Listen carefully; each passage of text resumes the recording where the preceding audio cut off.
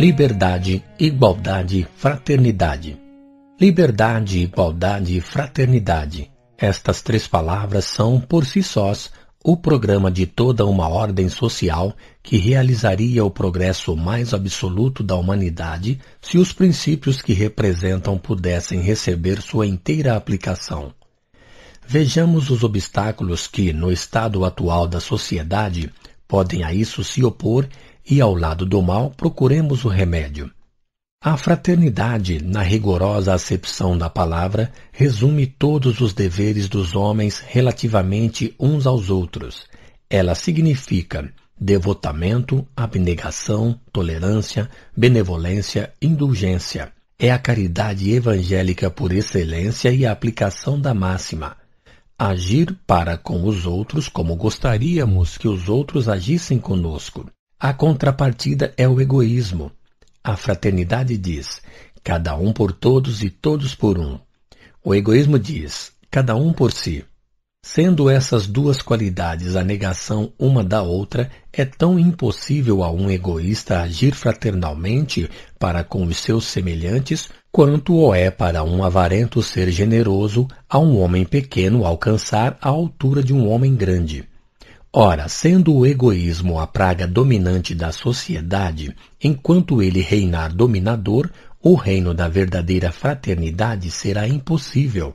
Cada um quererá da fraternidade em seu proveito, mas não a quererá para fazê-la em proveito dos outros. Ou, se isso faz, será depois de estar seguro de que não perderá nada.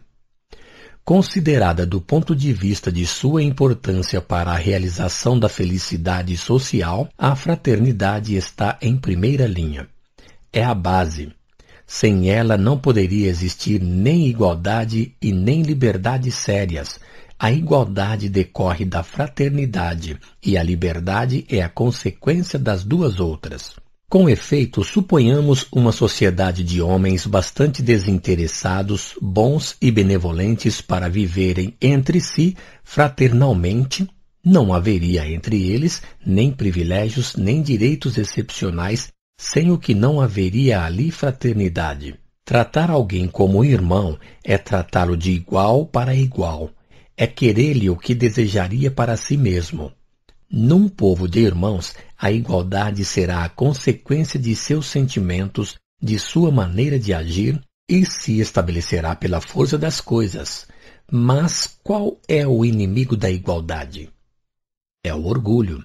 O orgulho que por toda parte quer primar e dominar, que vive de privilégios e de exceções, pode suportar a igualdade social, mas não a fundará jamais e a destruirá na primeira ocasião. Ora, sendo o orgulho ele também uma das pragas da sociedade, enquanto não for destruído, oporá uma barreira à verdadeira igualdade. A liberdade, dissemos, é filha da fraternidade e da igualdade.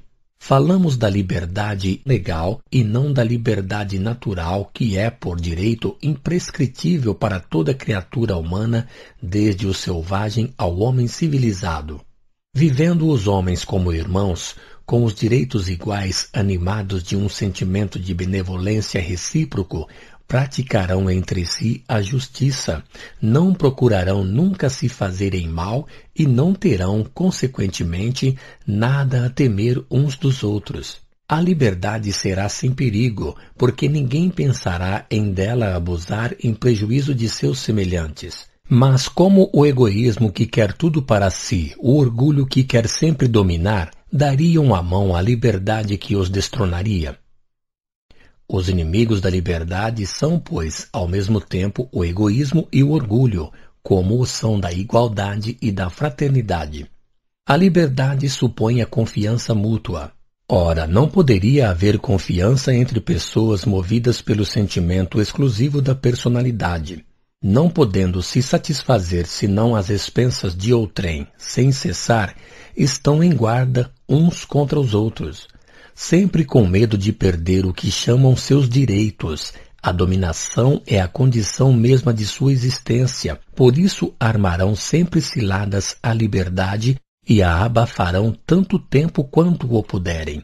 Esses três princípios são, pois, como dissemos, solidários uns com os outros e se servem mutuamente de apoio. Sem sua reunião, o edifício social não poderia estar completo. A fraternidade praticada em sua pureza não poderia estar só, porque sem a igualdade e a liberdade não há verdadeira fraternidade. A liberdade sem a fraternidade dá liberdade de ação a todas as más paixões que não têm mais freio. Com a fraternidade, o homem não faz nenhum mau uso de sua liberdade. É a ordem. Sem a fraternidade, ele a usa para dar curso a todas as suas torpezas. É a anarquia, a licença. É por isso que as nações mais livres são forçadas a fazerem restrições à liberdade. A igualdade sem a fraternidade conduz aos mesmos resultados, porque a igualdade quer a liberdade. Sob pretexto de igualdade, o pequeno abate o grande para se substituir a ele, e se torna tirano a seu turno. Isso não é senão um deslocamento do despotismo. Segue-se que, até que os homens estejam imbuídos do sentimento da verdadeira fraternidade, falta tê-los na servidão. Que sejam impróprios as instituições fundadas sobre os princípios de igualdade e de liberdade. Semelhante opinião seria mais do que um erro, seria absurda. Não se espera que uma criança haja feito todo o seu crescimento para fazê-la caminhar. Quem, aliás, a tem mais frequentemente em tutela? São homens de ideias grandes e generosas, guiados pelo amor ao progresso? Aproveitando da submissão de seus inferiores para desenvolver neles o senso moral e elevá-los pouco a pouco à condição de homens livres? Não, são, na maioria, homens ciosos de seu poder, a ambição e a cupidez dos quais outros homens servem de instrumento, mais inteligentes do que animais, e que, para esse efeito, em lugar de emancipá-los, os têm, o maior tempo possível, sob o jugo e na ignorância. Mas essa ordem de coisas muda por si mesma pela força irresistível do progresso. A reação é, às vezes, violenta e tanto mais terrível quanto o sentimento de fraternidade, imprudentemente abafado, não vem interpor um poder moderador. A luta se estabelece entre aqueles que querem agarrar e aqueles que querem reter. Daí um conflito que se prolonga frequentemente durante séculos. Um equilíbrio fictício se estabelece, enfim. Há melhoria, mas sente-se que as bases sociais não estão sólidas. O solo treme